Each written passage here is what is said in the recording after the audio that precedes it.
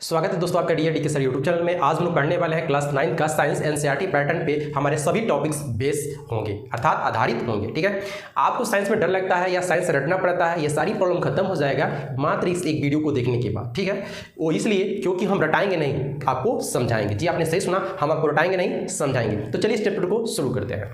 जैसा कि चैप्टर का नाम ही है मैटर इन आवर सराउंडिंग, हमारे आसपास के पदार्थ। ठीक है, जनरली हम जहाँ भी रहते हैं या कहीं भी जाते हैं तो क्या देखते हैं? मकान होते हैं, ईंट है, पत्थर है, रेत है, जल है, हवा है। ठीक है, पशु है, पक्षी है, जीव है, जंतु है, मनुष्य हैं, ये सभी क्या हैं? पदार्थ हैं। लेकिन यदि आपसे प्रश्न किया जाए, ठीक है, कि द्रव्य या पदार्थ किसे कहते हैं और आपको साइंस की भाषा में डिफाइन करना हो तो आप क्या बोलिएगा? वे सभी वस्तुएं जिनमें द्रव्यमान तथा आयतन हो उसे द्रव्य या पदार्थ कहते हैं। क्लियर?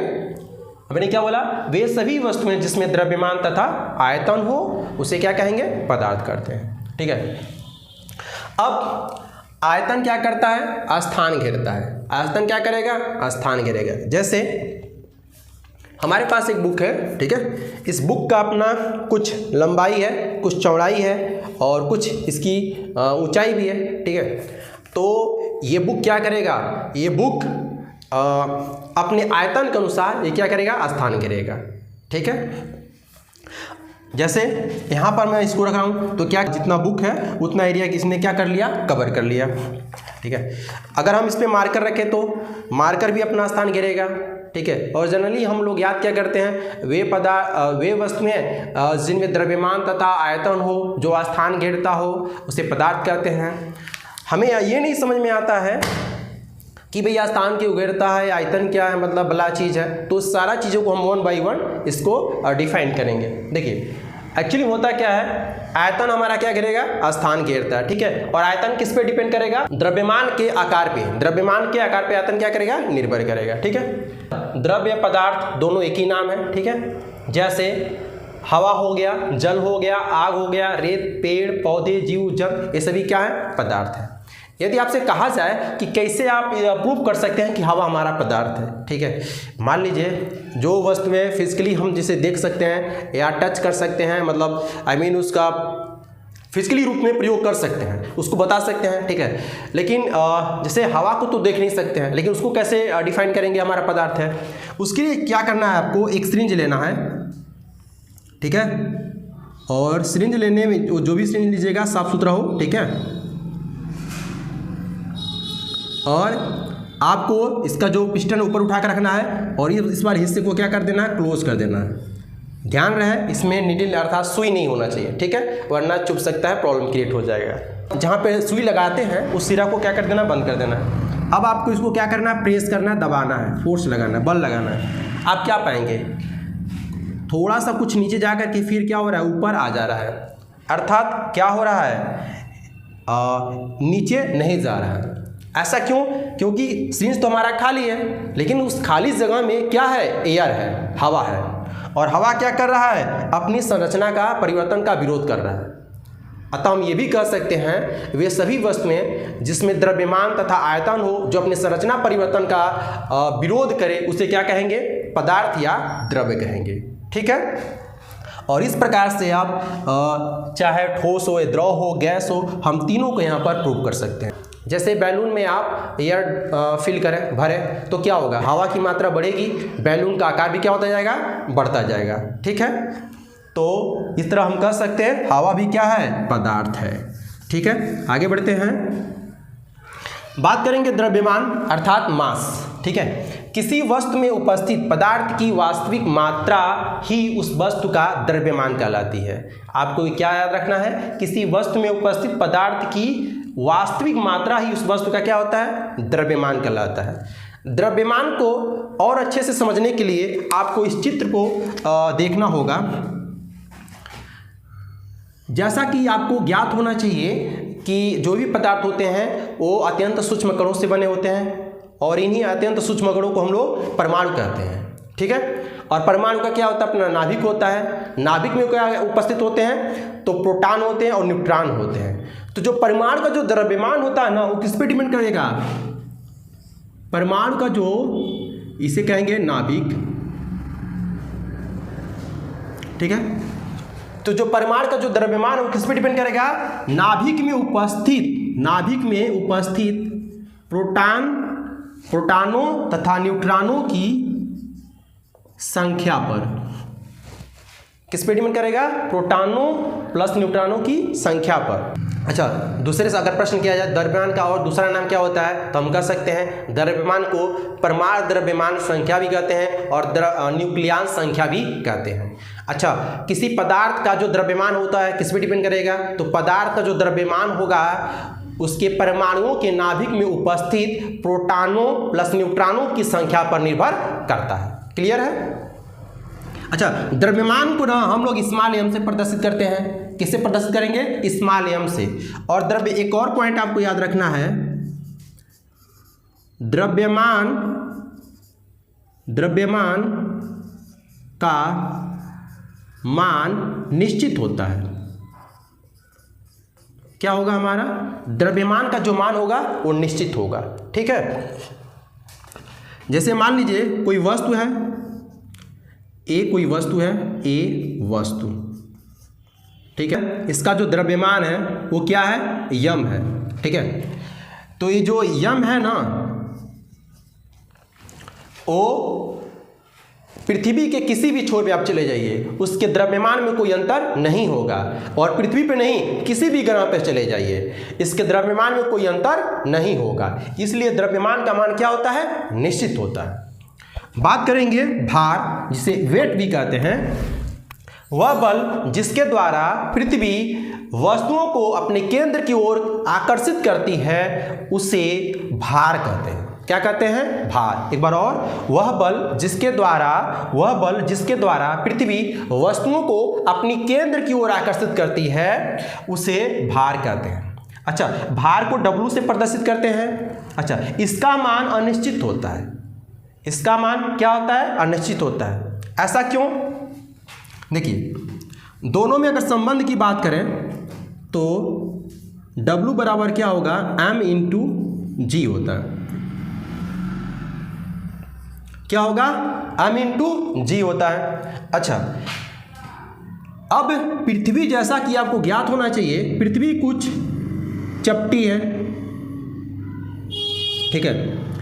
तो पृथ्वी के केंद्र से उत्तरी और दक्षिणी अक्षांश की जो त्रिज्या है ना, वो क्या होगा? पूर्वी और पश्चिमी, अर्थात पृथ्वी के केंद्र से यदि त्रिज्या, जिस स्थान पर हम खड़े हैं वो त्रिज्या क्या हो? छोटा हो, तो वहाँ पे भार ज़्यादा होगा। और जहाँ पे त्रिज्या क्या होगा? ज़्यादा होगा, वहाँ पे G कम होगा, तो भार भी क्या होगा? कम होगा। अर्थात भार हमारा किस पे डिपेंड करता है? भार हमारा जो होता है वो डायरेक्टली स्मॉल जी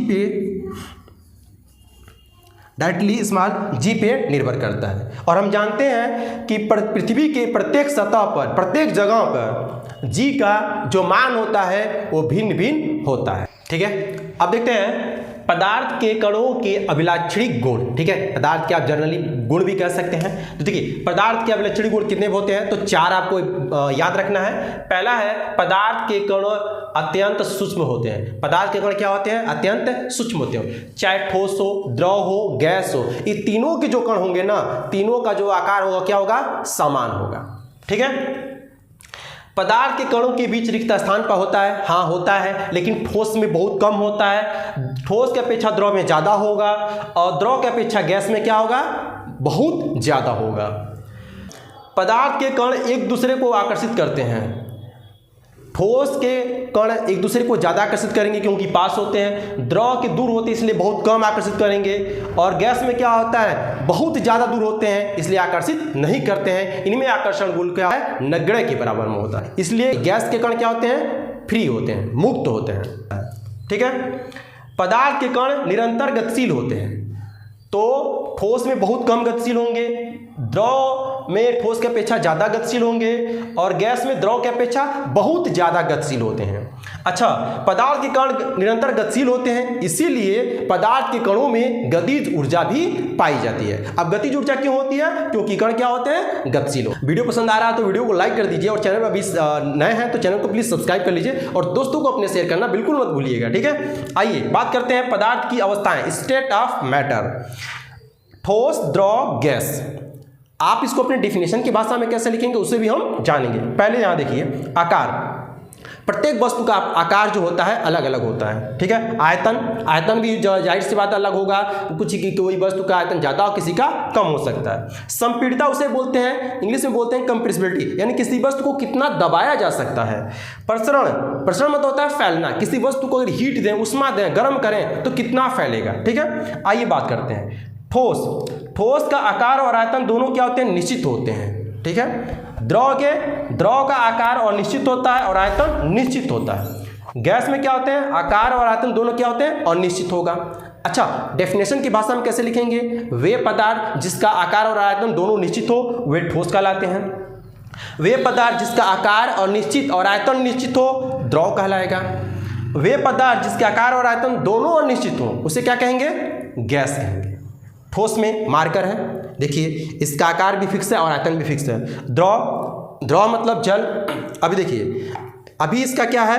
आकार ऐसे दिख रहा है जैसा बॉटल का शेप है, ठीक है। और मान ली इतना हम आधा मतलब 500 ml है, ठीक है। अभी भी बॉटल में 500 ही ml जल है, लेकिन अब देखिए इसका आकार क्या हो गया? बदल गया। अब यहाँ पर कुछ इस प्रकार का शेप आ रहा है, ठीक है। तो आकार क्या हो रहा है? बदल रहा है, अनिश्चित है, लेकिन आयतन क्या है? निश्चित है। गैस, अगरबत्ती जला लीजिए, ठीक है। अगरबत्ती का धुआं क्या होगा? चारों दिशा में फैल जाएगा, तो आकार भी उसका कोई नहीं होता है फिक्स, और आयतन तो बढ़ता ही जाता है जहां तक हो सकता है, ठीक है। इसलिए आकार आयतन दोनों क्या होते हैं? गैस के अनिश्चित होते हैं। बात करते हैं दोस्तों संपीड़ितता। तो देखिए ठोस में संपीड़ितता क्या होता है? बहुत कम होता है, अर्थात उसे नगण्य मान लिया जाता है। यानी ठोस को दबाएं तो उसमें बहुत ही कम कंप्रेसिबिलिटी देखने को मिलती है, इसलिए उसे नगण्य माना जाता है, नहीं के बराबर होता है। द्रव में हाँ होती है, इसलिए ठोस की अपेक्षा तो ज़्यादा होता है लेकिन कम, ठीक है। तो इसमें नहीं, इसमें होता है लेकिन कम होता है। और गैस में कंप्रेसिबिलिटी क्या होती है? बहुत ज़्यादा होती है। आपने सिलेंडर देखा होगा, उसमें सिलेंडर में 15 किलो का गैस डाला जाता है, यानी किसके माध्यम से? कंप्रेस के द्वारा। तो आई थिंक ये आपको समझ में आ गया। आगे बोलते हैं प्रसरण। यदि ठोस को गर्म करें तो उसमें प्रसरण क्या होगा? बहुत कम होगा, फैलाव बहुत कम होगा। द्रव में ठोस की अपेक्षा ज़्यादा प्रसरण देखने को मिलेगा, और गैस में तो बहुत ज़्यादा मिलेगा। ठोस, द्रव, गैस, इसके कण देख सकते हैं, इन तीनों का संरचना यहाँ पर बनाया गया है। यहाँ पर देखिए ठोस के कण बहुत पास हैं, आकर्षण बल ज़्यादा लगेगा, ठीक है। इसके कण बहुत कम गतिशील होंगे, और जबकि द्रव में क्या होगा? द्रव के कण ठोस की अपेक्षा बहुत दूर दूर होते हैं, इसमें क्या होता है? आकर्षण बल बहुत कम होता है, और गतिज ऊर्जा इसकी अपेक्षा ज़्यादा होगा, ठीक है। और गैस में क्या होता है? गैस के जो कण होते हैं ये एक दूसरे के पास नहीं होते हैं, ज़्यादा दूर दूर होते हैं, आकर्षण बल भी कम होता है, गतिज ऊर्जा भी क्या होता है? ज़्यादा होता है। तो आई होप इतना चीज़ आपको समझ में आ गया होगा। तो आई होप आपको मज़ा आ रहा होगा, ठीक है, समझ में भी आ रहा होगा, ठीक है। तो अभी लाइक नहीं किया तो प्लीज़ अभी वीडियो को जरूर लाइक कर दीजिए और दोस्तों को शेयर जरूर कर दीजिए, ठीक है। आगे बढ़ते हैं दोस्तों, देखिए दृढ़ता, जिसे इंग्लिश में बोलते हैं रिजिडिटी कहते हैं। तो पदार्थ का वह गुण जो उसे बाहरी बल के विपरीत अपने आकार को बनाए रखने का प्रयास करती है, उसे हम लोग दृढ़ता कहते हैं, ठीक है। किसी वस्तु पे यदि हम बल लगाएं और वो नहीं चाहता कि हमारे आकार में परिवर्तन हो, तो उसे क्या लगाना पड़ेगा? अपना एक बल लगाना पड़ेगा, और जितना बल लगाएगा, ठीक है, उसी को हम क्या कहेंगे? दृढ़ता कहेंगे। जैसे एल्यूमिनियम, लोहा, स्टील। एल्यूमिनियम में रिजिडिटी कम होगी, लोहा में एल्यूमिनियम की तुलना में रिजिडिटी ज़्यादा होगा, और स्टील में रिजिडिटी सबसे ज़्यादा होगा। अब बात करते हैं संपीड़ितता, जिसे इंग्लिश में बोलते हैं कंप्रेसिबिलिटी। बाहरी दबाव लगने के कारण पदार्थ के कण समीप आ जाते हैं। बाहरी बल लगने के कारण पदार्थ के कण क्या होते हैं? समीप आ जाते हैं। उसे हम लोग क्या बोलेंगे? संपीड़ितता कहते हैं या कंप्रेसिबिलिटी कहते हैं। जैसे ठोस, द्रव, गैस। ठोस में कंप्रेसिबिलिटी बहुत कम, द्रव में ठोस की अपेक्षा ज़्यादा, और गैस में क्या होता है? बहुत ज़्यादा होता है। तरलता, जिसे इंग्लिश में बोलते हैं लिक्विडिटी। पदार्थों के बहने के गुण को क्या कहते हैं? तरलता कहते हैं। जैसे अब यहाँ पर देखिए ठोस में तरलता का गुण नहीं पाया जाता है, द्रव में पाया जाता है, इसमें ज़्यादा पाया जाता है, गैस में क्या होता है, ज़्यादा होता है। ठीक है। गतिज ऊर्जा, जिसे इंग्लिश में बोलते हैं काइनेटिक एनर्जी कहते हैं, पदार्थों के कणों की गति के कारण उसमें गतिज ऊर्जा क्या होती है, उत्पन्न हो जाती है। यानी पदार्थ के कणों में गतिज ऊर्जा उसकी गति के कारण उत्पन्न होती है। जैसे ठोस में गतिज ऊर्जा बहुत कम होता है, ना के बराबर होता है, द्रव में ज़्यादा और गैस में बहुत ज़्यादा होगा। घनत्व, डेंसिटी, किसी पदार्थ का घनत्व प्रति इकाई आयतन के द्रव्यमान के बराबर होता है। ठीक है। घनत्व बराबर क्या होता है, द्रव्यमान बटे आयतन। घनत्व को इंग्लिश में डेंसिटी कहते हैं, द्रव्यमान को मास कहते हैं और आयतन को वॉल्यूम कहते हैं, इसलिए D बराबर m/v हो जाएगा। ठीक है। स्क्रीनशॉट ले लीजिए, नोट्स बनाने में आपको बहुत ज़्यादा मदद मिलेगी। ठीक है।